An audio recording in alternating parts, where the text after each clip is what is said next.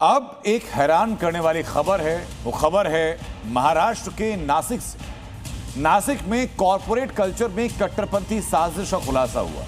नासिक के नामी multinational IT company में महिला कर्मचारियों के यौन शोषण और मेल कलीग का जबरन धर्म परिवर्तन किए जाने का मामला सामने आया। हैरानी की बात यह भी है कि कंपनी में ऐसे मंसूबों को कई सालों से अंजाम दिया जा रहा था, कई सालों से चल रहा था।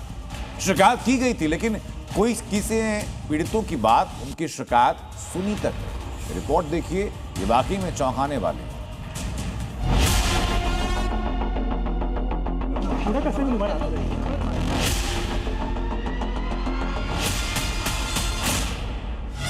आईटी कंपनी में धर्मांतरण करा गया।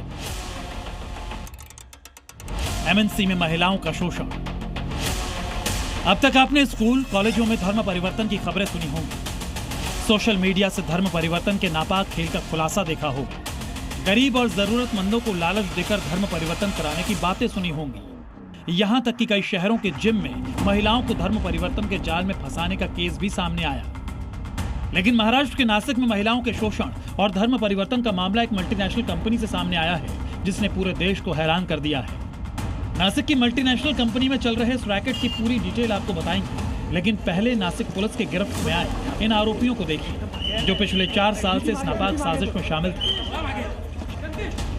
शिकायत के बाद शुरुआती जांच और तफ्तीश में जो खुलासा हुआ है, उसके मुताबिक पकड़े गए आरोपी कंपनी में काम करने वाली जूनियर लेवल की महिला कर्मचारियों का लंबे समय से शोषण कर रहे थे। महिला सहकर्मियों से छेड़छाड़ के साथ दफ्तर में धार्मिक भावनाओं से जुड़ी अपमानजनक बातें करते थे। सबसे चौंकाने वाली बात ये कि एक पुरुष कर्मचारी के जबरन धर्म परिवर्तन का मामला भी सामने आया है। यहाँ तक कि पुरुष कर्मचारी को नमाज पढ़ने के लिए मजबूर किया गया और धार्मिक भावनाओं के खिलाफ जाकर उस पर आपत्तिजनक खानपान के लिए भी दबाव डाला गया। देश के जाने माने एमएनसी में इस जघन्य अपराध के मामले में अब तक 8 पीड़ित महिलाएं सामने आ चुकी हैं और नासिक पुलिस ने इस मामले में एक टीम लीडर समेत कुल 6 लोगों को गिरफ्तार किया है। रिपोर्ट के मुताबिक संदिग्ध आरोपी तौसीफ अत्तार, दानिश, शाहरुख शेख और रजा मेमन के खिलाफ हिंदू युवक को धर्म परिवर्तन के लिए मजबूर करने की शिकायत दर्ज की गई है।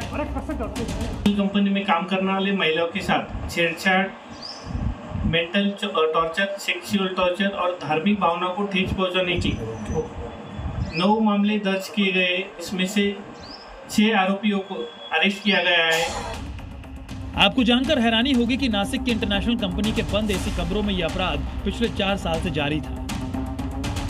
इतना ही नहीं, पीड़ित महिलाओं ने कंपनी के एचआर हेड को पॉश यानी प्रिवेंशन ऑफ सेक्सुअल हैरेसमेंट के नियमों के तहत लिखित शिकायत भी की थी, लेकिन एचआर हेड ने कोई कार्रवाई नहीं की। यहाँ तक कि पीड़िता की शिकायत पर एचआर हेड ने यहाँ तक कह दिया कि ये सब एमएनसी में नॉर्मल है। अब पुलिस ने एचआर हेड के खिलाफ भी मामला दर्ज कर लिया है। आरोपियों पर छेड़छाड़, बलात्कार और धार्मिक भावनाओं को ठेस पहुंचाने जैसे गंभीर धाराओं में केस दर्ज किया गया है। अब तक इस मामले में 9 एफआईआर दर्ज हो चुकी हैं और जांच के लिए एसआईटी बना दी गई है। नासिक के एक बड़ी नेशनल कंपनी में काम करने वाले 9 लड़कियों के मामले में एक एफआईआर दर्ज की गई है। वो उन लड़कियों को कई कंपनी के जो काम करने वाले जो लड़के थे उन पर अत्याचार करने की खबर सामने आई है। उसके ऊपर एक एफआईआर दर्ज की गई है। उसके बाद इसी मामले को लेकर नासिक के पुलिस कमिश्नर ने एक एसआईटी स्थापन की है। इस एसआईटी के स्थापन के बाद इस पूरी मामले की जांच होने वाली है।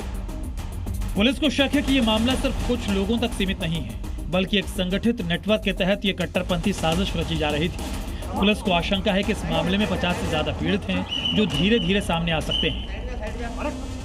लेकिन नासिक के एमएनसी में महिलाओं के खिलाफ शोषण और पुरुष कर्मचारी के धर्म परिवर्तन की खबर ने सिर्फ कॉर्पोरेट कल्चर पर बड़े सवाल खड़े नहीं किए हैं, बल्कि ये सबूत है कि देश भर में कट्टरपंथी साजिशों की जड़ें कितनी गहरी हो चुकी हैं। नासिक से सागर गायकवाड़ के साथ ब्यूरो रिपोर्ट, जी मीडिया।